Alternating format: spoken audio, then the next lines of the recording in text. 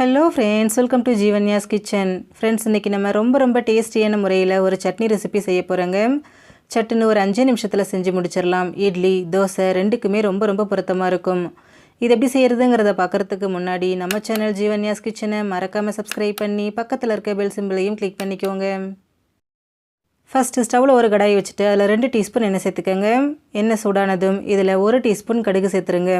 கடுகு வெடிக்க ஆரம்பித்ததும் இது கூட 1 டீஸ்பூன் கடலைப்பருப்பு, 2 டேபிள் ஸ்பூன் உளுத்தம்பருப்பு, 1 டேபிள் ஸ்பூன் மல்லி விதை, ஒரு 7-8 வரமிளகாய் சேர்த்துக்கிறேன். நீங்கள் உங்கள் காரத்துக்கு தகுந்த மாதிரி மிளகாவை கூட குறைய சேர்த்துக்கோங்க. கூடவே ஒரு கொத்தளவுக்கு கருவேப்பிலை, ஒரு 7-8 பூண்டு பற்கள் எல்லாத்தையும் சேர்த்துட்டு ஸ்டவ்வை மிதமான தீயிலேயே வச்சுட்டு நல்லா செவக்கிற அளவுக்கு இதை வறுத்து விடுங்க. நம்ம சேர்த்துருக்கக்கூடிய பருப்பு, மிளகாய் எல்லாமே செவந்து வரட்டும். பாருங்கள், நம்ம சேர்த்த எல்லாமே ஒன்று போல் வறுபட்டு நல்லா செவந்து வந்திருக்கு. இந்த அளவுக்கு வறுபட்டதும் இது கூட மீடியம் சைஸில் 4 தக்காளியை நல்லா பொடியை நறுக்கி வச்சுருக்கேன், அதை சேர்த்துக்கிறேன். கூடவே தேவையான அளவு உப்பு, நான் 1 டீஸ்பூன் உப்பு சேர்த்துக்கிறேன். சேர்த்துட்டு ஸ்டவ்வை மிதமான தீயிலேயே வச்சுட்டு நம்ம சேர்த்துருக்கக்கூடிய தக்காளியோட பச்சை வாசனை முழுமையாக போயிட்டு நல்லா சாஃப்டாகி குழஞ்சி வரணும். அது வரைக்கும் இதை நல்லா வதக்கிக்கோங்க.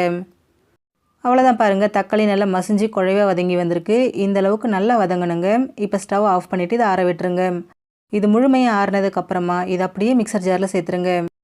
கூடவே ஒரு சின்ன துண்டு புளி, ஒரு 1/2 கப் அளவுக்கு தண்ணி சேர்த்துக்கோங்க. சேர்த்துட்டு இதை நல்லா நைஸாக அரைச்சிக்கோங்க. அரைச்ச சட்னியை அப்படியே ஒரு பவுலுக்கு மாற்றிடுங்க. இப்போ இதுக்கு ஒரு தாளிப்பு கொடுத்துருவோம். அதுக்கு தாளிப்பு கரண்டியில் 2 டீஸ்பூன் எண்ணெயை சூடு பண்ணிக்கோங்க. எண்ணெய் சூடானதும் இதில் 1 டீஸ்பூன் கடுகு, 1 டீஸ்பூன் உளுத்தம்பருப்பு சேர்த்து இதை நல்லா பொரிய விடுங்க.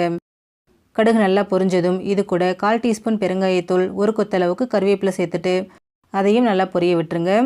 கடுகு கருவேப்பிலை நல்லா பொரிஞ்சதும் இதை அப்படியே நம்ம சட்னியோடு சேர்த்துடலாம். அவ்வளோதான் ஃப்ரெண்ட்ஸ், நமக்கு ரொம்ப சிம்பிளான முறையில் ஒரு தக்காளி சட்னி ரெடி ஆகிடுச்சு. ஃப்ரெண்ட்ஸ், நீங்களும் இந்த ரெசிபியை ட்ரை பண்ணி பாருங்கள். இந்த வீடியோ உங்களுக்கு பிடிச்சிருந்தா லைக் பண்ணுங்கள், ஷேர் பண்ணுங்கள், கமெண்ட் பண்ணுங்கள். ஜீவன்யாஸ் கிச்சனை சப்ஸ்கிரைப் பண்ணி பக்கத்தில் இருக்க பெல் சிம்பிளையும் கிளிக் பண்ணிக்கோங்க.